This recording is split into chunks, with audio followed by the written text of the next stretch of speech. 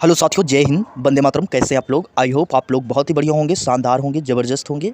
साथियों, रेलवे ने एक कैलेंडर निकाला था जिसने अपनी सारे एग्ज़ाम की डिटेल्स शो किया था कि कब एग्ज़ाम होने हैं और कब वैकेंसी आने वाली है। तो देखिए दोस्तों, इसमें क्या हुआ कि जितने भी उन्होंने बताया था कि सितंबर में जनवरी में कौन सी वैकेंसी आएगी, इसके बाद मई में कौन सी आएगी और इसके बाद अक्टूबर या दिसंबर में कौन सी आने वाली है। तो ये सारी डिटेल्स उसने कैलेंडर में शो किया था। तो यहाँ पर उन्होंने जिस तरह से कैलेंडर में शो किया था कि ये जो वैकेंसी आने वाली है, उन्होंने सारी वैकेंसियाँ निकाल दी है। जैसे कि एनटीपीसी की इस समय निकल चुकी है और एनटीपीसी ग्रेजुएट लेवल की और 12th लेवल तक की भी निकाल दी गई है। टेक्निकल भी निकल चुकी है। अब जो बची है लास्ट, जो कि लेवल 1 की जॉब कहलाई जाती है रेलवे में, और ये बहुत ही ख़ास अपॉर्चुनिटी होती है उन बच्चों के लिए जो बच्चे फर्स्ट एग्ज़ाम में यानी कि पहले ही एग्ज़ाम में इस नौकरी को, सरकारी नौकरी को पाना चाहते हैं। यानी कि 10वीं पास, ये मात्र एक ऐसी नौकरी है जिसमें आपको अच्छी खासी सैलरी देखने को मिल जाती है और ये बेस्ट अपॉर्चुनिटी होती है और एक एग्ज़ाम इसका होता है।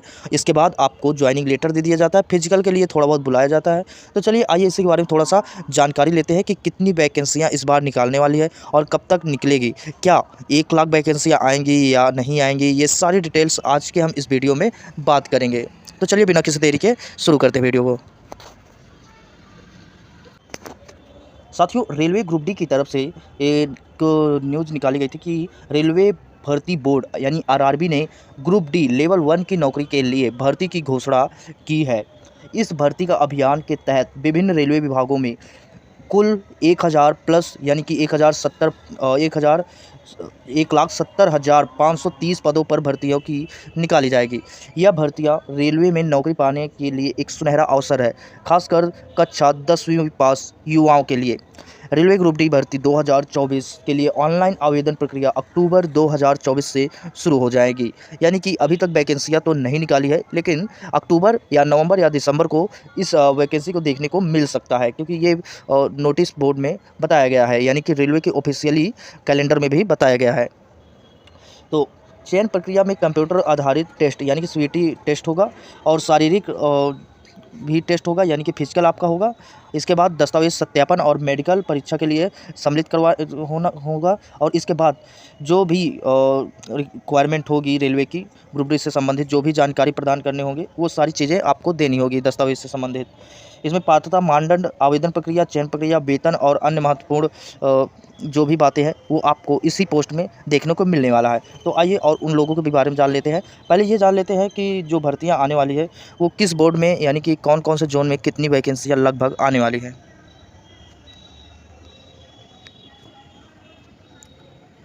साथियों, इससे पहले थोड़ा सा इसके बारे में जान लेते हैं। देखिए, रेलवे ग्रुप डी रिक्वायरमेंट 2024 भर्ती प्रशिक्षण प्राधिकरण जो है वो आरआरबी यानी कि रेलवे भर्ती बोर्ड की तरफ से करवाया जा रहा है। पद का नाम है ग्रुप डी लेवल 1 की पोस्ट ये होती है रेलवे की। कुल पदों की जो संख्या इस बार निकालने वाली है, 1,70,530 वैकेंसियाँ निकालने वाली है। लगभग अभी वैकेंसियों के बारे में यानी कि पोस्ट के बारे में कोई फैक्ट सूचित नहीं प्रदान किया गया है, लेकिन फिर भी कहा जा रहा है कि 1+ या 1+ से कम भी आ सकती है। आवेदन की जो विधि होगी वो ऑनलाइन होगी। आवेदन की जो शुरू होने वाली तिथि है वो अक्टूबर से लेकर दिसंबर के बीच में कभी भी आ सकती है। और आवेदन की जो अंतिम तिथि होगी वो तो निर्धारित करेगा, लेकिन इसमें तो लिखा हुआ है नवंबर, इसका कोई मतलब नहीं है। परीक्षा की जो तिथि होगी, परीक्षा आपकी जो होगी वो फरवरी मार्च में शायद तक हो जाएगी। अप्रैल में भी शायद होती है, क्योंकि अभी क्या है कि अभी रेलवे के जो अभी वैकेंसियाँ निकाली गई हैं, अभी इन लोगों की एग्ज़ाम्स को क्लियर करवाएगा, फिर इसके बाद आपका ग्रुप डी का यानी कि लेवल 1 की परीक्षा में वो ध्यान देगा। पहले अभी उसको क्या है, ग्रेजुएट लेवल और इंटर लेवल तक की वैकेंसियों का एग्ज़ाम कराएगा, फिर इसके बाद ही लेवल 1 की। रेलवे ग्रुप डी भर्ती 2024 के लिए आवेदन प्रक्रिया अक्टूबर यानी कि इसी महीने से स्टार्ट हो जाएंगे। आवेदन को सलाह दी जाती है कि वे आधिकारिक वेबसाइट पे जाएं और उनको देखते रहें कि आवेदन कब तक आएगा, या आया या नहीं आया। इसलिए उनको sarkariresult.com पे जा के उनको चेक करना होगा।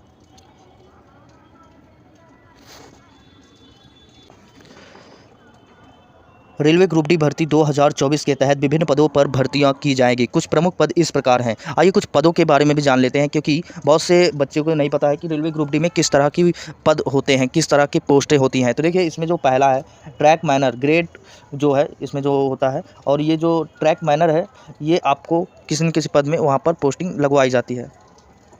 और यहाँ पर हेल्पर है, पॉइंट्स मैन है, और अस्पताल सहायक यानी कि मेडिकल हेल्पर भी होते हैं वहाँ पर, जो कि पद बहुत ही बढ़िया होता है। उसका भी गेटमैन का भी पद बहुत ही बढ़िया होता है, और पोर्टर का भी इसमें पद होता है।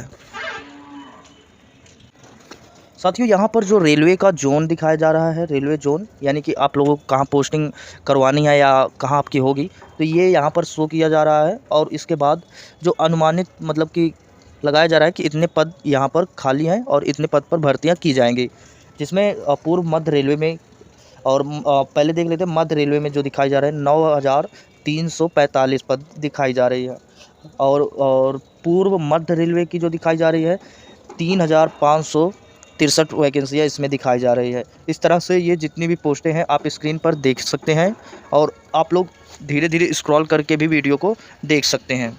देखो, मैं इसको थोड़ा सा स्क्रॉल कर रहा हूँ, आप सब इसकी जो पद है यानी कि कहाँ पर कौन सी वैकेंसियाँ कितनी निकाली जाएंगी आप यहाँ पर आराम से देख सकते हैं।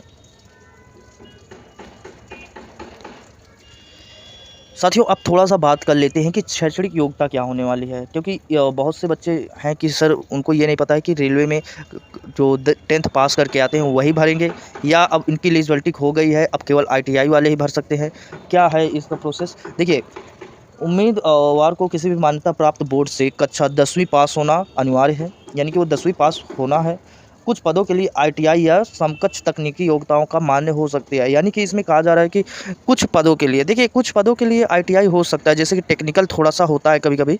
जैसे कि टेक्निकल में क्या आ जाता है कि मशीनों को थोड़ा सा देख रेख करना होता है, तो उसमें क्या होता है कि जो नॉन टेक्निकल होते हैं बंदे वो उन चीज़ों को नहीं देख सकते हैं। इसलिए सबसे महत्वपूर्ण या ज़रूरी बातें कह सकते हैं तो इसमें क्या है कि उन लोगों को ITI कंपलसरी कर दिया जाता है। तो ऐसे में ITI वालों के लिए बढ़िया चांसेस हो सकते हैं कि वो लोग ITI प्लस भरें। अगर आती है वैकेंसी तो आप लोग उसको भरिए, आप लोगों को उसमें ज़्यादा फायदा होगा। आयु सीमा देख लिए, आइए जानते हैं। देखिए, इसकी जो न्यूनतम आयु है वो 18 वर्ष रखी गई है, और अधिकतम आयु 33 वर्ष रखी गई है। और कुछ सामान्य वर्गों के लिए जैसे कि इसमें छूट भी दी जाती है, तो शायद है कि 2-3 वर्ष और छूट दी जाती होगी इसमें। आयु सीमा में भी छूट काफ़ी ज़्यादा दी जाती है। देखिए, जैसे कि OBC उम्मीदवार के लिए 3 वर्ष है, SC ST के लिए 5 वर्ष है, और दिव्यांग उम्मीदवारों के लिए 10 वर्ष इसमें रखा गया है। साथियों, आप जान लेते हैं कि ग्रुप डी में जो आपका एग्ज़ाम होगा वो कैसे होगा, यानी कि आपकी जो चयन प्रक्रिया होगी वो किस हिसाब से होगी। पहले देखिए, कंप्यूटर आधारित आपका टेस्ट होगा, और यह टेस्ट ऑनलाइन होगी, जिसमें बहुविकल्पीय प्रश्न पूछे जाएंगे। परीक्षा में सामान्य ज्ञान, गणित, तर्कशक्ति और सामान्य विज्ञान के विभिन्न प्रश्न पूछे जाएंगे। कुल मिला के इसमें 100 क्वेश्चन आने वाले हैं, यानी कि 100 क्वेश्चन होंगे, जिसका अधिकतम मतलब कि नहीं जो टाइम दिया जाएगा वो 90 मिनट तक होगी। आप थोड़ा सा जान लेते हैं फिजिकल टेस्ट के बारे में, यानी कि अगर आप एग्ज़ाम निकाल लेते हैं तो इसके बाद आपको फिजिकली के लिए बुलाया जाता है, जिसमें आपका जो पेट बुलाया जाता है, इसमें दौड़, ऊंची कूद और लंबी कूद जैसी शारीरिक गतिविधियां शामिल की जाती हैं। इसमें आपको 30 से 35 किलो का वज़न लेकर 100 मीटर की दौड़ 2 मिनट में पूरी करनी होती है। तो इसमें कुछ प्रोसेस होते हैं जो कि मैं आपको अगले वीडियो में अच्छे से बता दूंगा कि फिजिकली इसका कैसे होता है, किस तरह से आपको वहां पर फिजिकली के लिए यहाँ से पहले से ही स्ट्रांग होना होगा। ये सारी वीडियो मैं एक वीडियो में बना के बता दूंगा। इसके बाद आपका जो दस्तावेज सत्यापन है, यानी कि डॉक्यूमेंट वेरिफिकेशन होगा, और इसके बाद मेडिकल टेस्ट होगा। मेडिकल टेस्ट भी नॉर्मल होता है, ज़्यादा नहीं होता है। उसके बाद आपको ज्वाइनिंग कर लिया जाता है। रेलवे ग्रुप डी साथियों, यहाँ पर आवेदन शुल्क अगर देखना चाहे तो हम देख सकते हैं। जो OBC वाले या सामान्य वर्ग के लिए जो स्टूडेंट है उनको 500 यहाँ पर फीस देनी पड़ सकती है, और SC ST के लिए उनको 250 फीस रखी गई है। आवेदन शुल्क का भुगतान ऑनलाइन माध्यम से किया जा सकता है। साथियों, अब एक महत्वपूर्ण बात आपको बतानी है, जो कि आप लोग बहुत ही ज़्यादा इच्छुक भी होते हो जानने के लिए, और जानना भी चाहिए। वो है आपका वेतन, क्योंकि ग्रुप डी में वेतन का रोल भी बहुत होता है। क्योंकि ग्रुप डी में देखा जाता है कि अन्य कंपेयर, यानी कि जो इतनी 10th पास के बाद आपको एक अच्छी सैलरी इसमें देखने को मिल जाती है, जो कि आपको बताया जा रहा है यहाँ पर कि आपकी जो सैलरी होती है वो 18 से आपको 55-56 हज़ार तक देखने को मिल सकता है। यानी कि 18 हज़ार से लेके 56 हज़ार के बीच में आपकी सैलरी निर्धारित की जाती है। अब वो किस जोन में होती है, देखिए यहाँ पर शहर डिपेंड करता है कि वो शहर किस तरह का है। वाई एक्स और कुछ ऐसे शहर हैं जो कि डिपेंडेंट होते हैं आपके उसमें, तो इस तरह से आपको इस सैलरी को निर्धारित किया जाता है। महंगा शहर है तो आपको वहाँ पर सैलरी ज़्यादा दी जाती है। अगर सस्ता शहर है, यानी कि सस्ता शहर है, तो आपको वहाँ पर सैलरी थोड़ा कम देखने को मिल सकती है। लेकिन देखा जाए तो 3-4 हज़ार का ही फ़र्क होता है, नहीं तो सेम सैलरी सबको दी जाती है।